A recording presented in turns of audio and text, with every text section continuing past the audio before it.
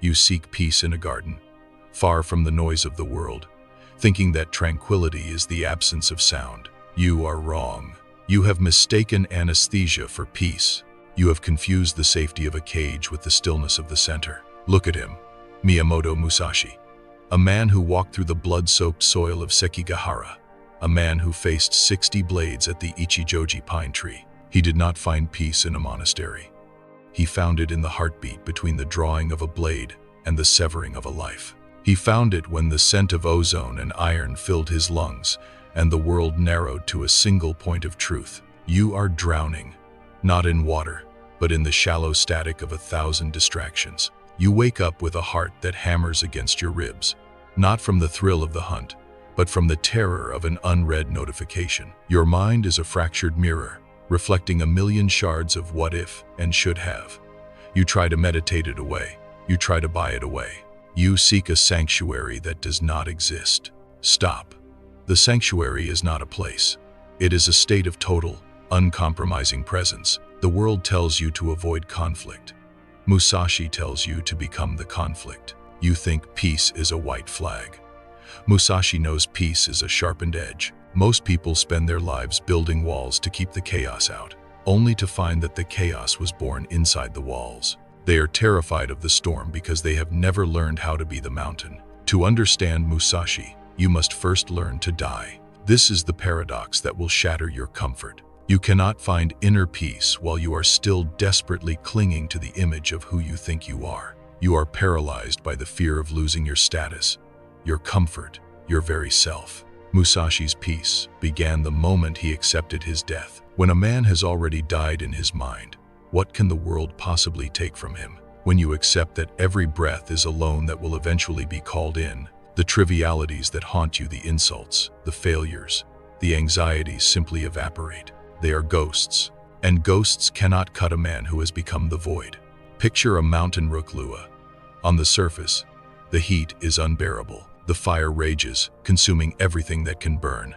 But the mountain does not move. The rock does not scream. The mountain is the fire, yet it remains the mountain. This is Fudoshin, the immovable mind. Your emotions are the fire. Your thoughts are the smoke. Most people try to put out the fire. The warrior simply becomes the mountain and lets the fire burn itself out. You must develop Ken, the vision of the heart. You spend your days blinded by Ken, the mere sight of things. You see the problem, the bill, the argument, the obstacle. You see the surface tension of the water. Musashi sees the depths. He sees the rhythm. Everything in this universe has a rhythm. Failure has a rhythm. Conflict has a rhythm. Peace has a rhythm. If you can see the rhythm of the storm, you can dance between the raindrops. The peace you crave is not a destination. It is the elimination of the unnecessary.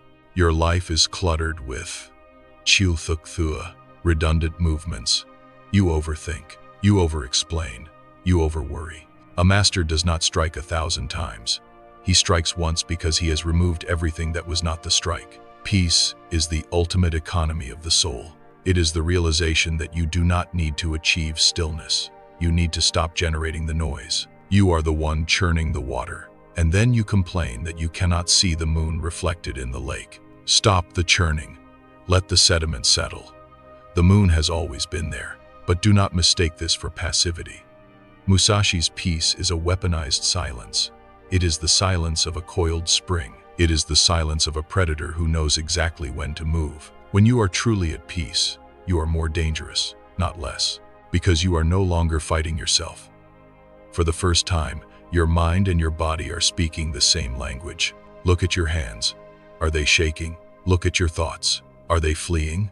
You have been taught to be a victim of your circumstances. You have been taught that if the world is loud, you must be anxious. If the world is cruel, you must be bitter.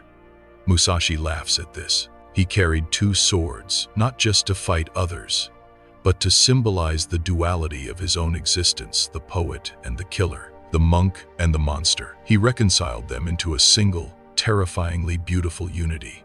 He lived in the void, not a void of nothingness, but a void of infinite potential. When you are empty, you are full. When you have no fixed form, you can take any form. The reason you are broken by life is that you are too rigid. You have a fixed idea of how things should be. When reality deviates from your script, you suffer. The warrior has no script. The warrior has only the way. The void is not an absence. It is an absolute clarity. Most people fear the empty space.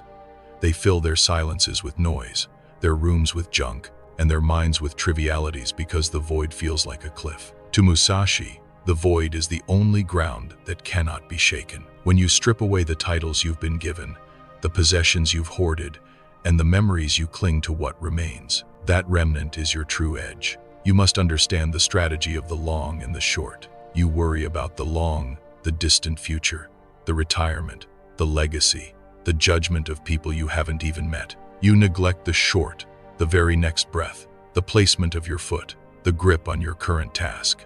Musashi teaches that the long and the short are one. If you are not present in the next 5 seconds, you will never be present in the next 50 years. Inner peace is the radical act of narrowing your focus until the future and the past cease to exist. There is no tomorrow for the man holding a cold blade to his throat. There is only the now. You think you have time. That is your greatest lie. You believe you can be anxious now and peaceful later. You believe you can be distracted now and focused when it matters. Musashi warns, you must under no circumstances be caught off guard. The way is not a part-time hobby. You cannot be a warrior on the meditation mat and a coward in the boardroom. You cannot be disciplined in your workout and chaotic in your speech. The ink and the sword are the same. The brushstroke and the killing blow come from the same center. If your inner peace depends on the environment, it is not peace na lesser do hung, it is surrender. True peace is when you carry your own atmosphere with you. You become the weather, rather than reacting to it. Stop waiting for the right time to be calm. The right time is when the world is screaming. The right time is when you are failing. The right time is when your heart is breaking. That is the forge. You do not sharpen a sword on silk. You sharpen it on a hard, abrasive stone. Your struggles are not obstacles to your peace. They are the very whetstones designed to create it. Look at the duality of the Dokkodo, the path of aloneness. Musashi spent his final days in a cave, not because he hated humanity, but because he had finally realized that the ultimate battle is always fought in a stadium of one. You are so concerned with what they think. They are phantoms. They do not breathe your air. They do not die your death. Detach yourself from desire, but never from the world. This is the subtle balance. You participate in the game. You fight the war. You build the business. You love the person, but you do not let your soul depend on the outcome.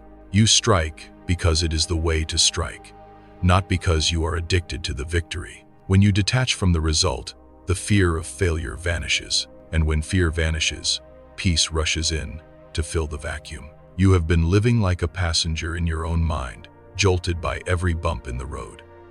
It is time to take the reins. It is time to realize that the sword of your intellect is meant to cut through the delusions of your ego. Do not try to be calm. Trying implies a struggle. You do not try to be water. You simply stop trying to be a rock.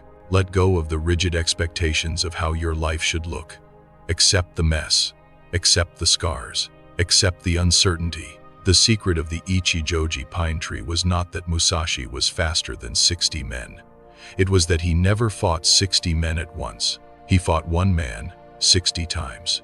He broke the chaos into pieces he could manage. Do the same with your life. Stop trying to solve the next decade. Solve the next minute, then the next. This video is not for your entertainment. It is a funeral for your old self. If you close this tab and return to your mindless scrolling, you have betrayed the warrior within you. You have chosen the comfort of the slave over the freedom of the master. Musashi did not write the Gorin no Sho so you could nod in agreement. He wrote it so you would pick up your own sword and walk the path. The path is narrow. The path is lonely. The path is dangerous. But on this path, and only here, will you find the peace that the world cannot give and the world cannot take away. It is the peace of the void. It is the peace of the man who has nothing left to fear because he has already faced himself in the mirror and did not blink. Raise your head. Steady your breath. The battle has already begun. Become the mountain.